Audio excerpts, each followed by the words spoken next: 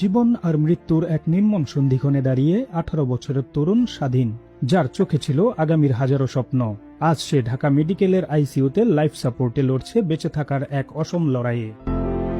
বলছিলাম ঢাকার দোহার উপজেলার লটাখোলা নতুন বাজার এলাকার শুকুর আলীর 18 বছর বয়সী ছেলে মোহাম্মদ স্বাধীনের কথা।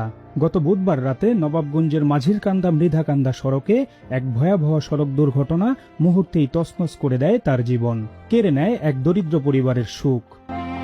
মোটরসাইকেল দুর্ঘটনায় স্বাধীনের মাথার হাড় ভেঙে গেছে।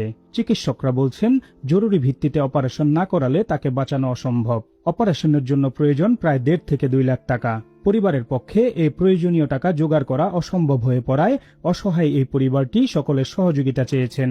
স্বাধীনের চিকিৎসার জন্য এই অসহায় পরিবারটির সঙ্গে যোগাযোগ ও আর্থিক সাহায্য পাঠাতে চাইলে বিকাশ করুন 01338356595 এই নম্বরে।